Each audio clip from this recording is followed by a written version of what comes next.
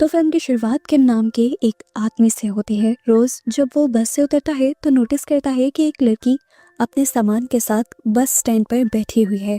पहले कई दिन तो वो उसे इग्नोर कर देता है, पर बेचारा एक दिन परेशान होकर उससे पूछ ही लेता है कि यहाँ क्या कर रही हो तुम। लड़की बताती है, बस का इंतजार।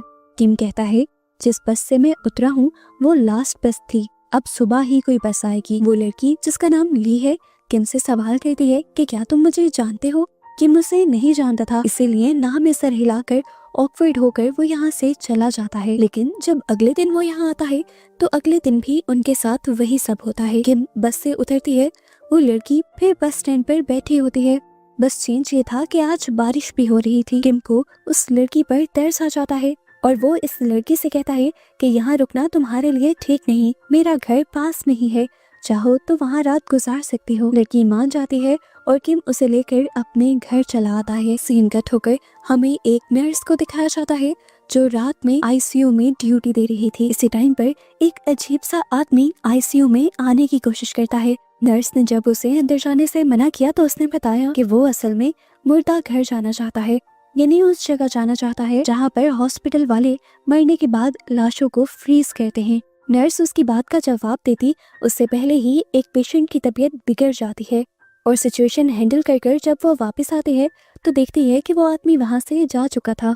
जिसके बाद सीन में हम एक लाइट शॉप को देखते हैं जिसका ऑनर है जंग। जंग से एक कंफ्यूज सा आदमी लाइट लेने आता है। जंग उसे लाइट तो दे देता है, पर अजीब चीज ये लगती है कि जंग उसके कुछ भी बताए बगैर उस आदमी की सारी इंफॉर्मेशन अपने डेटा रजिस्टर में लिख लेता है। और तभी उसी शॉप में वही हॉस्पिटल वाला आदमी आ जाता है। जंग उससे पूछता है, मैं आपकी क्या मदद कर सकता हूँ, पर वो आदमी कुछ भी बोले बगैर कंफ्यूजन में ही वहाँ से चला जाता है। अब सीन कट होकर हमें एक स्कूल का सीन दिखाया जाता है जहाँ पर ग्राउंड में एक लड़की एक क्लास पे नजर रखे हुए थी। देखने को मिला कि वहाँ पर हाईजू नाम की एक लड़की बैठी हुई थी। हाईजू भी उसे नोटिस कर लेती है और ऊपर से ही हाई करती है। एक अजीब चीज हम यहाँ पर ये नोटिस करते हैं कि हाईजू को और दूसरी लड़की को यहाँ पर ये सब लोग इस तरह इग्नोर कर रहे थे जैसे वो उन्हें देख नहीं पा रहे हों। हमें दोबारा लाइट शॉप का सीन दिखाया जाता है जहाँ जंग के पास एक आदमी आता है। इस आदमी के आते ही जंग का चश्मा बर्फ में बदलने लगा था। वो आदमी जंग से पूछता है, क्या तुमने एक डॉग देखा है? असल में एक डॉग मुझे बहुत परेशान करता है और मेरे घर के आगे आकर बहुत ज्यादा भौंकता है। जंग उसे मना कर देता है कि मैंने अभी तक किसी डॉग को नहीं देखा, और ये कहते हुए उसने चश्मा उतार दिया था और उसके चश्मा उतारते ही वो आदमी भी वहाँ से चला गया। यहाँ हमें हाईजू के स्कूल को दिखाया जाता है। हाईजू की सारी दोस्तें बातें कर रही थी कि स्कूल में बहुत सारी लड़कियों ने कुछ सोल्स को देखा है। हाईजू भी इन लड़कियों से बात करने की कोशिश कर रही थी, लेकिन बहुत ही अजीब तरीके से वो लड़कियां उसे इग्नोर कर रही थी, उसकी किसी बात का जवाब नहीं दे रही थी, यहाँ तक कि उसके बुलाने पर उसकी तरफ देख भी नहीं रही थी। इतने में ही इधर लाइट शॉप के अंदर एक नई औरत आ जाती है जिसका नाम हमें हाईवॉन पता चलता है। वो खामोशी से इस पूरे शॉप को देखती रहती है और फिर एक लाइट को जब हाथ लगाने वाली होती है तो जंग उसे अजीब तरीके से मना करता है और कहता है कि तुम्हें ऐसा नहीं करना चाहिए। जंग का लहजा ऐसा था कि जैसे उस लाइट को टच करने पर वो औरत किसी को मारना चाह रही हो। खैर हाईवॉन यहाँ से चली जाती है और हम इसी रोड पर अब हाईजू को देखते हैं। रास्ते में बारिश हो रही थी, वो स्कूल से घर वापस जा रही थी। रास्ते में उसे डर लगने लगता है तो वो लाइट शॉप के अंदर आ जाती है और हमें पता चलता है कि जंग हाईजू को बहुत अच्छे से जानता था और वो उसके आने पर खुश भी होता है। जंग यहाँ पर हाईजू को एक कैंडी देता है और ये लोग बातें करना शुरू कर देते हैं। हाईजू बताती है कि वो बहुत ज्यादा डरी हुई है क्योंकि उसने सुना है कि आसपास बहुत सारे भूत रहते हैं। जंग उसे जवाब में कहता है, ये तो इतनी डरने की बात ही नहीं है। अब जंग उससे अजीब सा सवाल पूछता है कि क्या तुम अपनी मॉम के साथ रहती हो? हाईजू जब हाँ में जवाब देती है तो जंग उसे एक शॉकिंग बात ये बताता है कि तुम्हें गॉड की तरफ से एक गिफ्ट मिला है, तुम भी सोल, स्पिरिट्स और घोस्ट को देख सकती हो। हाईजू एक्साइटेड होकर पूछती है कि अगर मुझे कभी कोई सोल या स्पिरिट दिख भी गई तो मैं किस तरह पहचानूंगी?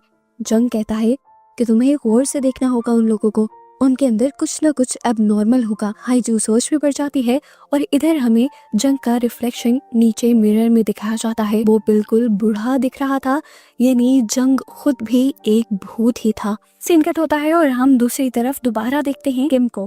किम अपने घर जाने के बाद नोटिस करता है कि ली के नाखून उल्टी तरफ लगे हुए थे और इस चीज़ से वो बहुत ज़्यादा डर जाता है और हम देखते हैं कि उसी टाइम ली उसके ऊपर हमला कर देती है। ली ने उसके साथ क्या किया ये तो नहीं दिखाया गया, लेकिन उसके बाद ली अपना टचिकेस लिए किम के घर से बाहर निकल रही थी और अब उसके टचिकेस से खून टपक रहा था। हाईजू जो अब घर के लिए निकल चुकी थी वो भी ली को देख लेती है और ली को देखकर हाय बोलती है और हैरान होकर ली पीछे मुड़कर उसे देखती है। ली खुद हैरान थी कि हाईजू उसे कैसे देख सकती है, क्योंकि ली तो एक भूत थी। इसी टाइम पर हमें रोड पर यूजी नाम के एक और लड़के को भी दिखाया जाता है। वो भी जब स्कूल से वापस घर जा रहा था तो उसे बहुत ज़्यादा डर लग रहा था।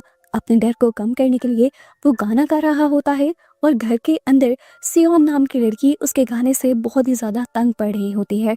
वो अपना काम नहीं कर पा रही थी उसके गाने की वजह से। ऊपर से यहाँ पर लाइट भी चली गई और लाइट के जाते ही हमें उसके पीछे की शैडो में किसी और को उसके साथ दिखाया जाता है और इस बात से सियोन बिल्कुल अनजान थी। खैर अब वो लाइट को चेक करने जाती है तो पता चलता है कि मेन स्विच बंद नहीं था, लेकिन फिर भी लाइट नहीं आ रही थी और ऐसा सिर्फ उसी के घर में हो रहा था। वो इस चीज़ को भी ये सोचते हुए इग्नोर कर देती है कि ये घर बहुत पुराना है, कोई टेक्निकल खराबी होगी यहाँ पर। वो कमरे में आकर दोबारा लैपटॉप खोलकर अपना काम कंटिन्यू करती है तो यूजी की आवाज़ दोबारा उसे परेशान करती है और वो विंडो से ही यूजी को गाना बंद करने को कहती है। तभी यूजी भी उसी घर की विंडो की तरफ देखता है और उसे सियोन के पीछे कोई खड़ा हुआ दिखाई देता है, जिसकी वजह से वो डर कर यहाँ से भाग जाता है। यहाँ अब हमें हॉस्पिटल में नर्स को दिखाया जाता है। नर्स इस टाइम वॉशरूम में थी तो वॉशरूम की वेंटिलेशन से कोई निकल कर लटक कर उसे देखने लग जाता है। नर्स उसे देखकर डर तो जाती है लेकिन चिल्लाती नहीं, बल्कि वो अपनी आंख और कान बंद कर लेती है और उस एंटिटी को पूरी तरह से इग्नोर कर देती है, जिसके बाद वो एंटिटी वहां से गायब हो जाती है। सीन कट होकर अगली रात दोबारा हमें हाईजू को दिखाया जाता है, जो रात में दोबारा जब स्कूल के बाद अपने घर आ रही थी तो रास्ते में उसे हाईवॉन दिख जाती है। इस टाइम बारिश हो रही थी। हाईजू ने हाईवॉन से अपना अम्ब्रेला शेयर किया। वो बातें करते हुए चल रहे थे पर अचानक से हाईवॉन लंबी होने लगी और बड़ी होते होते उसका कद बहुत ही ज्यादा लंबा हो गया। हाईजू उसे देखकर डर गई और समझ गई कि वो इंसान नहीं है जिस तरह जंग ने उसे बताया था। जंग ने उसे ये भी बताया था कि अगर इस तरह कोई भी उसके सामने आ जाए तो वह बिना उसकी तरफ देखे सुने उसे इग्नोर करके यहाँ से चली जाए।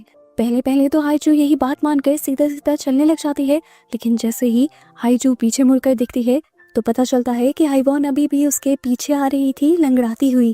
जंग को भी सबके बारे में पता चल जाता है, इसीलिए वो भागकर अपनी लाइट शॉप से बाहर निकलता है। वो हाईजू को फौरन से अपने घर जाने को कहता है और यहाँ हाईवॉन के सामने अपना चश्मा निकालता है तो हाईवॉन उसकी आंखें देखकर डर जाती है और यहाँ से चली जाती है। इधर अगले दिन अब यूजी भी स्कूल से जब घर जा रहा था तो रास्ते में उसे ली दिख जाती है। ली के पास उसने सूटकेस भी नोटिस किया, लेकिन ये नहीं नोटिस किया कि सूटकेस में से अभी भी ब्लड निकल रहा है। वो ली को एक मासूम लड़की समझकर उसके साथ अपना अम्ब्रेला शेयर करने लग जाता है और जब वो सियोन के घर के बाहर से गुजर रहे होते हैं तो यूजी ली को बताता है कि इस घर के सामने से गुजरने पर मुझे बहुत डर लगता है, क्योंकि एक मर्तबा इस घर के अंदर मैंने इस घर की ओनर के पीछे किसी एंटिटी को देखा था। ठीक इसी टाइम पर हम देखते हैं कि सियोन को भी घर के अंदर अपने पीछे किसी का शैडो नजर आ जाता है और वो भी समझ जाती है कि उसके घर में उसके साथ कोई और एंटिटी भी रह रही है।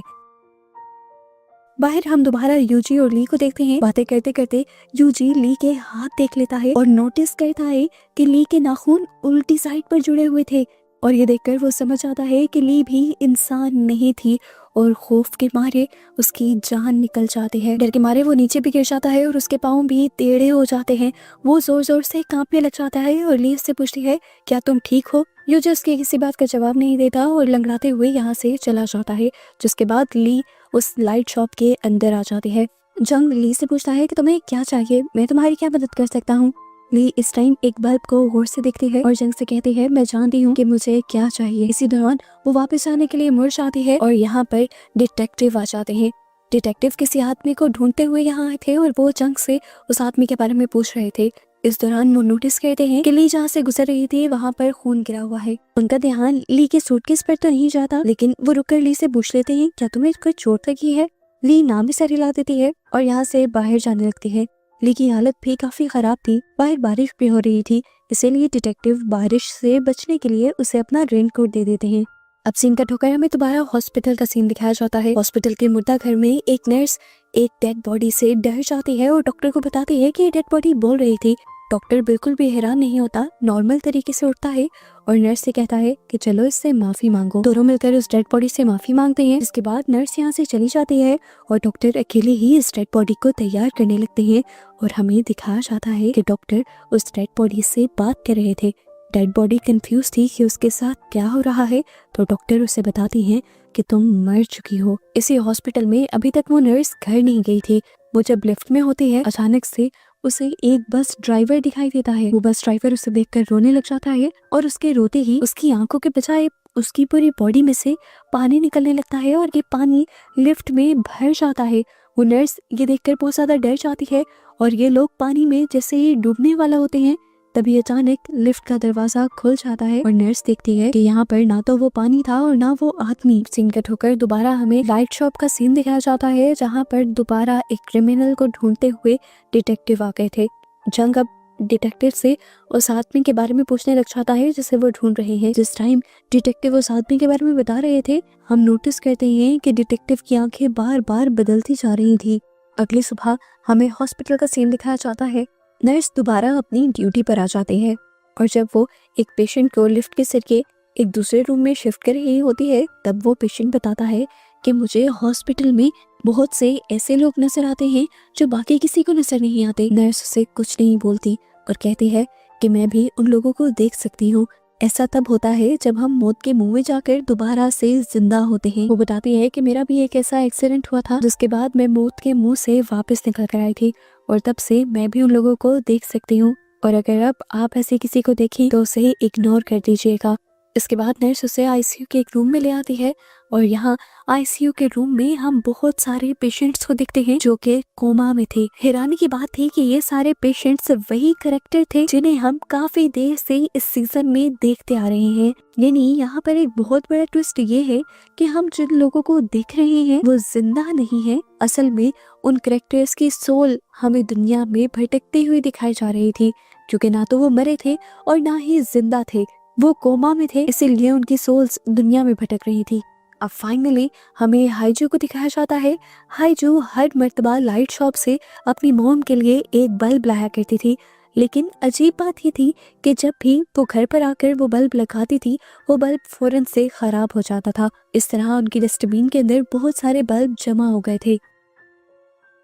हाईजू की मॉम इस टाइम उदास होती है तो हाईजू उन्हें गले लगा लेते हैं और इस टाइम एक बहुत ही अजीब चीज हाईजू फील करती है कि अचानक से उनकी मॉम के अंदर से बहुत से फूलों की खुशबू आने लगी थी। सीन कट होकर हमें असल दुनिया का सीन दिखाया जाता है।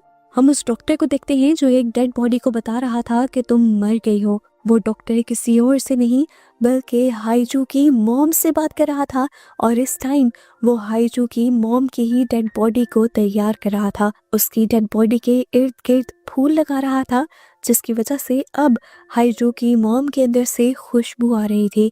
मतलब साफ है कि हाईजू की मॉम और हाईजू भी उस टाइम सोल्स की दुनिया में है। आखिर ये लोग सोल्स की दुनिया में आए कैसे थे? यहाँ पर ये मिस्ट्री खुलती है और कहानी पास्ट में जाती है। हम इस सीजन में दिखाए गए सभी कैरेक्टर्स को देखते हैं जो अपनी अपनी रूटीन फॉलो कर रहे थे। सबसे पहले हम किम को देखते हैं। किम अपने फियांसे से मिलने के लिए जा रहा था और किम की फियांसी कोई और नहीं थी बल्कि ली थी। जिसके बाद हमें हाईवॉन और सियोन को दिखाया जाता है और हमें पता चलता है कि ये दोनों एक साथ ही रहते हैं। और फाइनली अब हम हाईजू और उसकी मॉम को भी देख लेते हैं। हाईजू की मॉम हाईजू का बहुत ज्यादा ख्याल रखती थी। हमेशा हाईजू के डैड उसे लेने के लिए आया करते थे, लेकिन क्योंकि उस दिन हाईजू के डैड बिजनेस ट्रिप पर गए हुए थे तो इसीलिए हाईजू की मॉम खुद हाईजू को लेने आई थी। और यही इस स्कूल से निकलते हुए हमें यूजी को भी दिखा दिया जाता है। यूजी आकर एक बस में बैठता है जिसमें पहले से वही बस ड्राइवर था जिसे हम पहले देख चुके हैं। जिस टाइम वो नर्स के साथ लिफ्ट में था और पानी भरता जा रहा था, इस टाइम ड्राइवर नोटिस करता है कि बस की ब्रेक्स सही से काम नहीं कर रही। फिर भी वो इन्हें रिपेयर नहीं करता क्योंकि बस के निकलने का टाइम हो रहा था। और इस टाइम इस बस में सभी मेन कैरेक्टर्स भी थे। बस चल पड़ते हैं। बारिश हो रही थी। अचानक बस का बैलेंस बिगड़ता है, टायर पंचर हो जाता है, ब्रेक काम नहीं करती और बस जाकर ब्रिज तोड़ते हुए पानी में गिर जाती है। ली जो इस टाइम अगले टर्मिनल पर बस का वेट कर रही थी ताकि उसमें से किम निकले, वो ये एक्सीडेंट देखकर टूट जाती है। एकदम से सबकी जिंदगियां दांव पर लग जाती हैं। इमरजेंसी में सबको हॉस्पिटल लाया जाता है और सबकी हालत बहुत ज्यादा खराब होती है। हमें पता चलता है कि हॉस्पिटल तक आते आते हाइजो की मॉम और हाईवॉन दोनों की ही मौत हो चुकी थी और बाकी सब भी बिल्कुल ठीक नहीं थे। बाकी सब भी कोमा में थे। किम के मॉम डैड इस टाइम बहुत ज्यादा परेशान थे किम के लिए। ली किम की मॉम को मैसेज करती है ली की हालत पूछने के लिए, तो गुस्से में आकर किम की मॉम उसे कह देती हैं कि किम मर गया, क्योंकि वो नहीं चाहती थी कि ली किम के साथ रहे, क्योंकि ली सुन और बोल नहीं सकती थी और उसका इस दुनिया में किम के अलावा कोई और था भी नहीं। किम की मौत की खबर सुनकर वो टूट जाती है और अपनी जान ले लेती है। यानी हमें पता चलता है कि सोल्स की दुनिया में 3 लोग मर चुके थे और बाकी सब जिंदगी और मौत के दरमियान वाले फेस में थे। ली ने सुसाइड की थी और सुसाइड इतने दर्दनाक तरीके से की थी कि उसके हाथ के नेल्स तक टूट गए थे। इसी वजह से सोल्स की दुनिया में उसके नेल उल्टे लगे हुए थे। अब सीन कट होकर दोबारा प्रेजेंट में आ जाता है और हमें वही सोल्स वाली दुनिया दिखाई जाती है। हम ली को उसी बस स्टैंड पर वेट करता हुआ देखते हैं जैसे वो अपने मरने से पहले कर रही थी। बस में से किम निकल कर आता है। असल में वो किम नहीं है, किम की सोल है, जो अब ये भी भूल चुका है कि ली उसकी फियांसी हुआ करती थी। हर रोज की तरह वो ली को देखता है, ये सोचता है कि ली उसे गौर से क्यों देख रही है और यहाँ से चला जाता है। हमेशा थोड़ी ही दूर जाने पर किम गिर जाया करता था, क्योंकि असली दुनिया में उसकी दोनों टांगें टूट गई थी। इसीलिए इस सोल वाली दुनिया में भी वो सही से चल नहीं पा रहा था। इस सोल की दुनिया में किम का बार बार बस से निकलना, थोड़ा सा दूर जाकर गिर जाना और ली का फिर उसे संभालना, ये सब एक लूप में चल रहा था। किम हमेशा उसे संभाल कर अपने घर लेकर जाया करती थी और रोज उसकी टांगें सिल दिया करती थी ताकि वो इस सोल वाली दुनिया में भी चल सके और असली दुनिया में भी जल्द ही ठीक हो जाए। यानी ली को जहां हम पूरी मूवी में एक किलर समझते आए हैं, असल में वही किम की सबसे अच्छी हमदर्द थी। सीन कट होकर अब हमें सियोन को दिखाया जाता है जो अब अपने अंधेरे घर में थी। काफी देर लाइट नहीं आती, वो पागल सी होने लगती है और जैसे ही वो गिरती है तो उसे अपने एक्सीडेंट के बारे में सब कुछ याद आ जाता है। उसे याद आता है कि उसे बचाने के लिए उसकी दोस्त हाईवॉन ने उसे पीछे से पकड़ लिया था। ये जानकर वो बहुत ज्यादा रोने लग जाती है और हाईवॉन उसे दिलासा देती है। यहाँ पर डिटेक्टिव भी सीक्रेट ऑन करने के लिए अपना लाइटर ऑन करता है और जैसे ही रोशनी में थोड़ा सा उसे अपना साया नजर आता है तो वो दिखता है कि उसका आधा सर गायब था। वो डर कर लाइट शॉप के अंदर चला जाता है और वो जंग से इन सारी चीजों के बारे में पूछता है कि ऐसे अजीब अजीब काम उसके साथ ही क्यों हो रहे हैं। वो जंग से कोई भी सवाल करता है कि इस दुनिया में कभी सुबह क्यों नहीं होती, हमेशा रात ही क्यों रहती है। उसकी बातों के जवाब में जंग कुछ नहीं बोलता बल्कि अपनी ऐनक निकाल देता है और हम पहली मर्तबा उसकी डिमोनिक आइज को देखते हैं। यहाँ के देखकर डिटेक्टिव समझ गया था कि जंग कोई इंसान नहीं है और वो ये भी जान गया था कि वो भी अब इंसान नहीं रहा। डिटेक्टिव को अपना एक्सीडेंट तो याद था, लेकिन अब वो जंग से जंग की कहानी पूछता है कि तुम यहाँ पर कैसे आए थे। जंग बताता है कि सालों पहले जब एक सिलसिला आया था तो हमारी बिल्डिंग गिर गई थी। उस बिल्डिंग में मैं और मेरी बेटी दोनों ही अंदर दब गए थे। मैंने अपनी बेटी को ढूंढने की और निकालने की बहुत कोशिश की, पर जब मैं नहीं निकाल पाया तो मैं इस शॉप में मदद मांगने के लिए आया। उस टाइम यहाँ पर इस लाइट शॉप की ऑनर एक लड़की थी जिसने मुझे देखकर बताया कि मैं मर चुका हूँ और एक आत्मा बन चुका हूँ, और उसने मुझे ये भी बताया था कि तुम्हारी बेटी को दुनिया में रेस्क्यू कर लिया गया है और वो जिंदा है, इसीलिए वो तुम्हें मिल नहीं सकती। जंग बताता है कि उस दिन के बाद से मैं इस लाइट शॉप को संभालने लगा क्योंकि मुझे पता चल गया था कि मरने के बाद या किसी भी मुश्किल में सोल्स एक मर्तबा इस लाइट शॉप में जरूर आती हैं। मैं इस उम्मीद में इस लाइट शॉप पे आज तक काम कर रहा हूँ ताकि मैं एक मर्तबा अपनी बेटी से मिल पाऊँ। अब डिटेक्टिव जंग से पूछता है क्या मैं मर चुका हूँ। जंग कहता है नहीं, तुम कोमा में हो, अभी तुम्हारी सोल सिर्फ यहाँ पर है। तुम वापस दुनिया में जा सकते हो और ये जगह तुम्हारे लिए एक पोर्टल जैसी है जो इस दुनिया को और तुम्हारी इंसानों वाली दुनिया को मिलाती है। तुम्हें यहाँ पर अपनी लाइट को ढूंढना है। अगर तुम्हें तुम्हारी लाइट मिल जाती है तो तुम वापस अपनी दुनिया में चले जाओगे। डिटेक्टिव इधर उधर देखने लग जाता है। यहाँ पर बहुत सारी लाइट्स थी। वो जंग से पूछता है मेरी लाइट कौन सी है और मुझे कैसे मिलेगी। जंग उसे बताता है कि तुम्हें तुम्हारी लाइट मिल चुकी है। वो हैरान होकर अपनी लाइटर की तरफ देखता है जो अभी उसके बगैर जलाए भी जल रहा था, यानी यही उसकी लाइट। यहाँ इसी सोल की दुनिया में अब हम उस बस ड्राइवर को भी देखते हैं। वो बस ड्राइवर इस दुनिया में आए अपने सभी पैसेंजर्स को लाइट शॉप तक पहुँचाना चाहता है ताकि जो लोग दुनिया में कोमा में हैं उनकी लाइफ दोबारा से नॉर्मल हो सके और वो किसी तरह अपनी गलती को सुधार सके। इस टाइम भी वो भीगा हुआ यूजी के पास आता है। उसे लाइट शॉप तक ले जाने के लिए, ताकि यूजी अपनी लाइट ढूंढकर अपनी दुनिया में वापस जाए और नॉर्मल लाइफ गुजारे। वो यूजी को सारी बात बता देता है कि इस टाइम इस दुनिया में तुम असल नहीं हो, यहाँ पर तुम्हारी सोल है। वो उससे अपनी किए की माफी भी मांगता है और फिर वो ड्राइवर उसे लेकर लाइट शॉप के अंदर आ जाता है।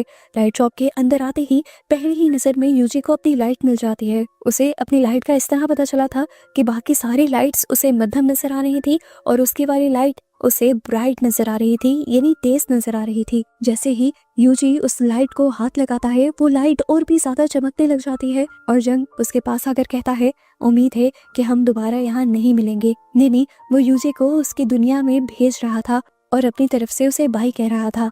इधर सीन कट होकर हमें दोबारा से किम और ली को दिखाया जाता है। इससे पहले कि लूप दोबारा से शुरू हो जाता, इस मर्तबा ली तेजी दिखाते हुए जल्दी से बस के अंदर चढ़ जाती है और किम को सारी बातें बता देती है कि तुम इस टाइम एक सोल की दुनिया में हो, मैं मर चुकी हूँ, लेकिन तुम अभी भी अपनी दुनिया में जिंदा हो और इस टाइम कोमा में होने की वजह से तुम्हारी सोल यहाँ पर है, तुम्हें वापस अपनी दुनिया में जाना होगा। किम को ली की कही हुई बातें तो समझ आ रही थी, लेकिन उसे ये नहीं पता था कि ली है कौन और उससे ये सब क्यों कह रही है। एक्सीडेंट की वजह से वो ली को पूरी तरह भूल चुका था। यहाँ पर हम देखते हैं कि बस ड्राइवर सियोन को लेने के लिए आया था। वहाँ पर उसे सियोन की फ्रेंड भी मिल जाती है, जिससे वो माफी मांगता है उसकी मौत के लिए। सियोन की फ्रेंड उसे माफ कर देती है और वो अब सियोन की फ्रेंड से रिक्वेस्ट करता है कि प्लीज तुम उसे लाइट शॉप में भेज दो, उसकी जिंदगी के बचने की कुछ उम्मीद है, वो अभी पूरी तरह नहीं मरी। अगर वो लाइट शॉप में चली गई तो वो असली दुनिया में जिंदा हो जाएगी। ये सुनकर सियोन की दोस्त उससे वादा करती है कि मैं उसे लाइट शॉप में जरूर भेज दूंगी। यहाँ अब हमें लाइट शॉप का ही सीन दिखाया जाता है, जहाँ पर इस टाइम लाइट शॉप के अंदर हाइजो की मॉम आई थी जो मर चुकी थी। वो लाइट शॉप में आई थी ताकि वो अपनी बेटी हाइजो के लिए लाइट ले सके और असली दुनिया में वो कोमा से बाहर निकल सके। लेकिन यहाँ पर जंगू से बताता है कि तुम्हारी बेटी को लाइट लेने के लिए यहाँ खुद आना होगा। यहाँ पर हाइजो की मॉम जंग को देखकर रोने लग जाती है, क्योंकि यहाँ पर एक बहुत बड़ा ट्विस्ट ये भी रिवील होता है कि हाइजो की मॉम असल में जंग की बेटी थी, जो उस दिन उस एक्सीडेंट में जंग से बिछड़ गई थी। वो इशारा करके ये बात जंग को समझा देती है और जंग अपनी बेटी से मिलकर बहुत ज्यादा खुश हो जाता है। फाइनली उसके सालों की मेहनत रंग ले आई थी, उसका यहाँ पे इंतजार रंग ले आया था। वो अपनी बेटी को गले लगा लेता है। जबकि सीन कट होकर हमें यहाँ पर दोबारा से उस बस ड्राइवर को दिखाया जाता है। वो बस ड्राइवर हाइजू से मिलने के लिए आया था। वो हाइजू को सारी बात बता देता है कि किस तरह से उनका एक्सीडेंट हुआ था, वो कोमा में है और इस टाइम उसे लाइट शॉप पर जाना होगा ताकि वो अपनी दुनिया में वापस जा सके। ये सारी बातें जानकर हाइजू को बहुत बड़ा झटका लगता है। हाइजू के साथ इतना कुछ जो अजीब हो रहा था, जिसकी वजह से वो डिस्टर्ब थी, आखिर वो वजह ये थी कि उसकी सोल कभी किसी को नजर ही नहीं आ रही थी। उसे आज समझ आया कि क्यों सभी दोस्त उसे इग्नोर करते थे और क्यों स्कूल में सिर्फ एक ही लड़की उसे देख पा रही थी। वो बहुत ज्यादा घबरा जाती है और घर जाती है, जहाँ पर वो देखती है कि उसकी मॉम उसकी लाइट लेकर आई हुई थी। यहाँ पर हाइजू को ये बात पता चलती है कि उसकी मॉम असली दुनिया में मर चुकी है। ये जानकर वो पूरी तरह टूट जाती है और अपनी लाइट लेकर अपनी दुनिया में जाने से इनकार कर देती है। हाइजू अपने दोनों हाथ बांध चुकी थी, वो लाइट नहीं पकड़ती, लेकिन हाइजू की मॉम उसे गले लगाती हैं, प्यार करती हैं, बहुत सारा समझाती हैं और जबरदस्ती उसके हाथ में उसकी लाइट पकड़ा देती हैं। इधर सियोन की दोस्त ने भी सियोन को वादा कर करके लाइट शॉप भेज दिया था। लाइट शॉप में जाकर सियोन ने देखा कि उसकी लाइट बहुत ही मध्यम थी, यानी उसकी जिंदा बचने के चांसेस बहुत कम थे।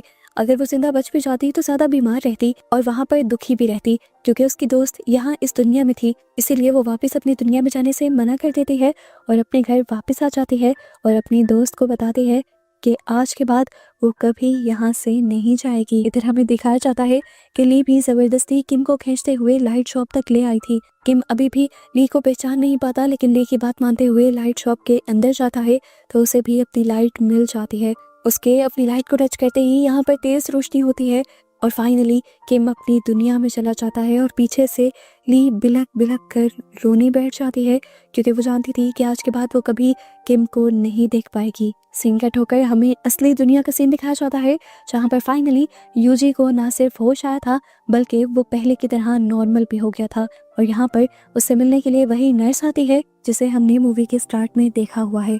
हाइजू भी कोमा से बाहर आ गई थी, लेकिन हाइजू को दूसरी दुनिया में हुआ सब कुछ आज तक याद था। इसी वजह से वो बहुत ज़्यादा दुखी थी, क्योंकि वो आखिरी मर्तबा अपनी मॉम से भी मिलकर आई थी। इस दुनिया में उसे अपनी मॉम की कमी बहुत ज़्यादा फील होती थी। सोल्स की दुनिया में हमें दिखाया जाता है कि वो बस ड्राइवर अब सबसे माफी मांगने के बाद दूसरी दुनिया में भी अच्छे काम करने लगा था। उसने ड्यूटी ले ली थी कि जितने भी लोगों की सोल्स कोमा में उस दुनिया में जाएगी, वो उन सबकी सोल्स को लाइट शॉप तक लेकर जाएगा ताकि वो अपनी दुनिया में जल्द ही वापस जा सके। यहीं इसी दुनिया के अंदर अब लाइट शॉप में जंग के साथ साथ हाइजू की मॉम भी रहती हैं और ये दोनों बाप बेटी इस दुनिया में एक दूसरे से मिलकर बहुत ज्यादा खुश हैं। फाइनली असली दुनिया में हम किम को भी देख लेते हैं, जो कोमा से वापस तो आ गया था लेकिन आज भी उसे ली याद नहीं थी। ली के बारे में वो अपनी मॉम से और कुछ लोगों से सुनता तो है कि वो उसकी फ्रेंड थी, लेकिन उसे खुद उसकी कोई बात नहीं याद थी। हाँ, ये बात उसे जरूर याद थी कि सोल्स की दुनिया से असली दुनिया में आने में ली ने ही उसकी मदद की थी। डिटेक्टिव सॉन्ग भी अब अपनी लाइफ में वापस आ चुके थे, लेकिन अब दोबारा लाइफ मिलने की वजह से उन्हें भी इस दुनिया में मौजूद सभी सोल्स नजर आया करती थी और इसकी वजह से डिटेक्टिव काफी डिस्टर्ब रहने लगे थे। यहाँ पर डिटेक्टिव को एक अजीब सा आदमी मिलता है जो डिटेक्टिव को परेशान होने से मना करता है और कहता है, मैं समझ रहा हूँ कि आप दूसरी दुनिया के लोगों को और सोल्स को देखकर डिस्टर्ब हो रहे हो। पहले पहले मैं भी इसी तरह डिस्टर्ब हुआ करता था क्योंकि मैं भी उन सबको देख सकता हूँ, लेकिन आहिस्ता आहिस्ता सब कुछ नॉर्मल हो जाएगा। और ऐसे बस इन दोनों को दिखाते हुए ये सीजन यहाँ पर खत्म हो जाता है।